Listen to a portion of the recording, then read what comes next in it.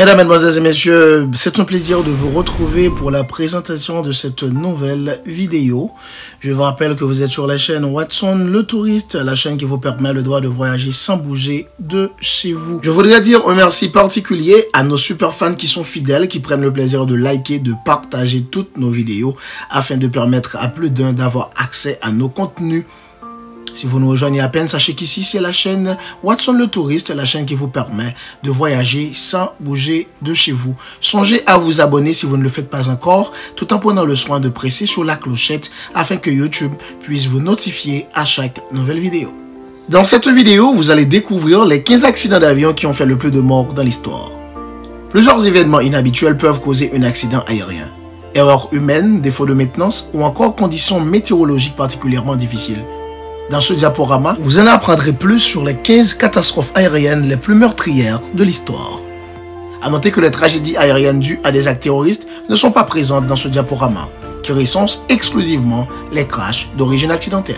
Accostez-vous, attachez vos ceintures, la navette va décoller. En 15e position, on a catastrophe de Kinshasa. Le 8 janvier 1996 se produit l'un des plus graves accidents aériens du continent africain. Alors qu'il tente de décoller de l'aéroport de Ndolo, un Antonov AN-32B de la compagnie Air Africa ne parvient pas à prendre de l'altitude et fonce dans le marché de Barumbu à Kinshasa, très proche de la piste de décollage.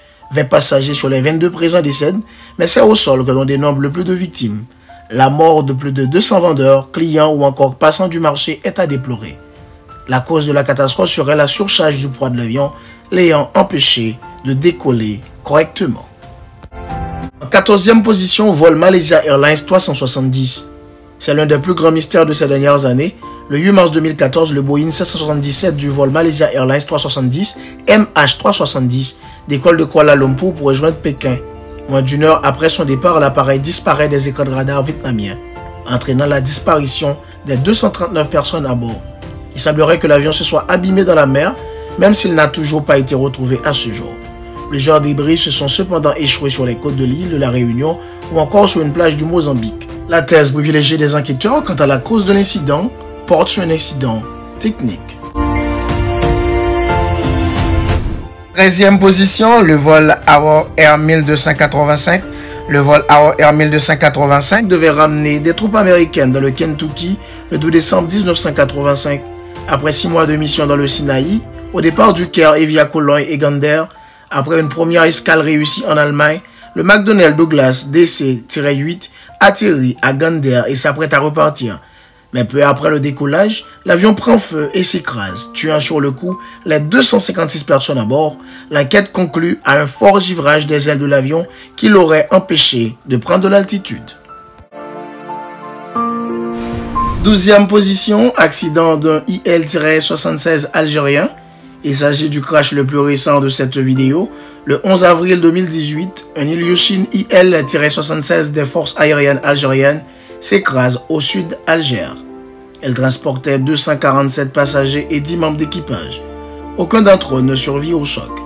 L'enquête est encore en cours quant à la cause de l'accident, mais l'un des témoins de l'accident a expliqué avoir vu l'aile gauche de l'appareil en feu peu après le décollage. En 11e position, le vol Air New Zealand 901, ce qui était censé être un voyage touristique pour observer les paysages de l'Antarctique, a finalement tourné au cauchemar. Le vol Air New Zealand 901 est ainsi parti d'Auckland le 29 novembre 1979 pour un vol aller-retour d'environ 12 heures. À bord, les passagers se déplacent librement pour profiter des paysages survolés, accompagnés des commentaires de spécialistes de l'Antarctique, le tout autour d'un buffet. Seulement suite à des erreurs de navigation combinées à un temps complètement blanc, le McDonnell Douglas DC-10 percute une montagne, ne laissant aucune chance de survie aux 257 occupants de l'appareil. En 10e position, le vol Nigeria Airways 2120. Le 11 juillet 1981, le McDonnell Douglas DC-8 du vol Nigeria Airways 2120 devait relier Jeddah en Arabie Saoudite et Sokoto au Nigeria. Le vol assuré par Nation Air, une compagnie canadienne, s'écrase peu après le décollage. Alors que l'équipage entend un bruit étrange, un incendie se déclare dans une soute puis s'introduit dans la cabine. En plein vol, l'avion prend totalement feu puis s'écrase. provoquant la mort des 247 passagers ainsi que les 14 membres d'équipage. En 9e position, le vol China Airlines 140. Cette catastrophe aérienne implique, comme la précédente, un Airbus A300. Ce 26 avril 1994, le vol 140 de la China Airlines doit relier Taipei et Nagoya au Japon. Cependant, lors de l'atterrissage, une erreur de pilotage entraîne la chute de l'avion qui tombe la queue en premier et s'écrase à Nagoya. Sur 271 occupants, on dénombre 264 morts et seulement 7 survivants.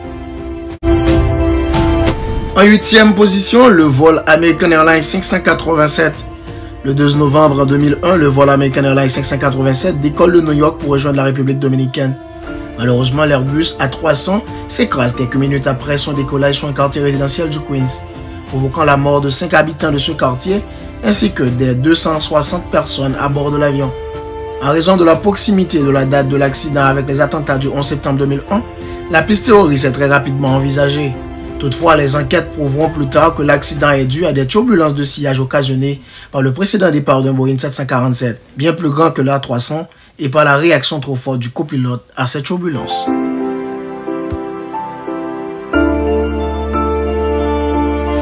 En 7e position, le vol American Airlines 191. C'est le deuxième accident de ce diaporama impliquant un McDonnell Douglas DC-10. Il concerne le vol American Airlines 191 qui devait relier Chicago à Los Angeles le 25 mai 1979. Peu après son décollage, l'un des moteurs de l'appareil se décroche et s'écrase sur la piste. Cette perte provoque des dégâts irréparables. L'aile gauche de l'avion se décroche et qui le déséquilibre. L'appareil finit par s'écraser sur un terrain vague, tuant les 271 personnes à bord, mais aussi 2 personnes au sol. Les experts chargés de déterminer les causes de l'accident concluent à un défaut de maintenance.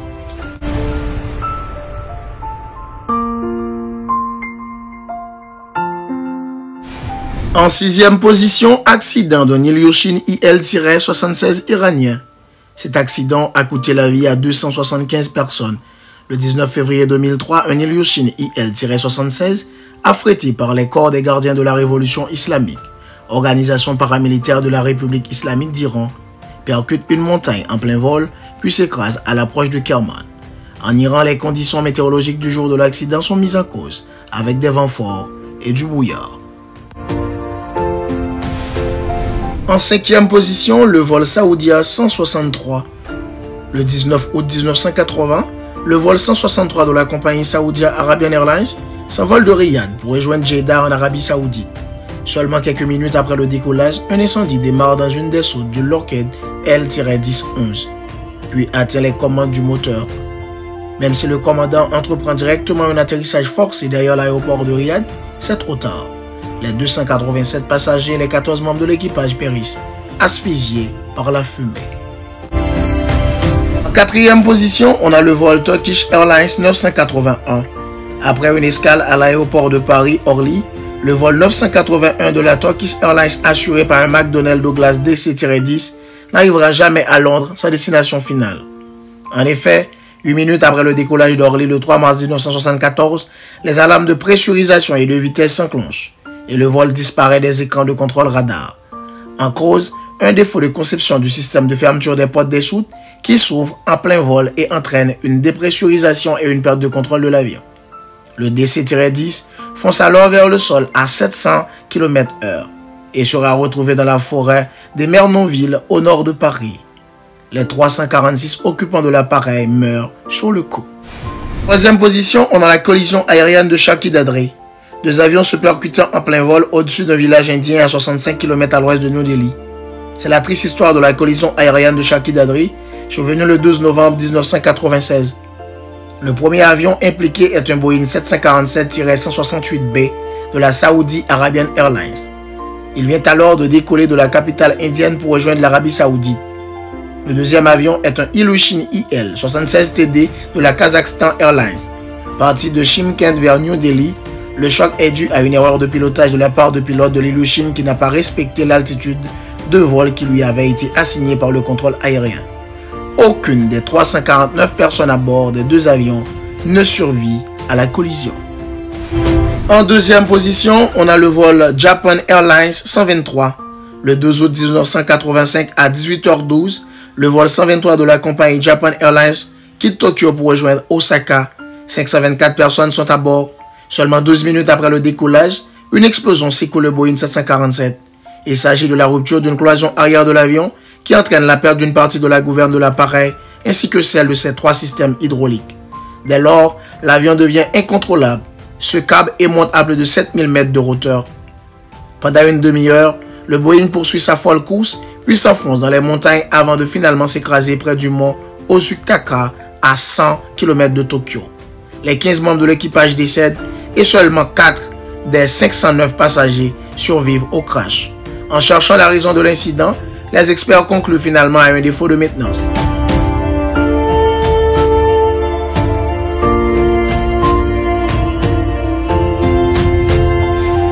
En première position, on a la collision aérienne de Tenerife.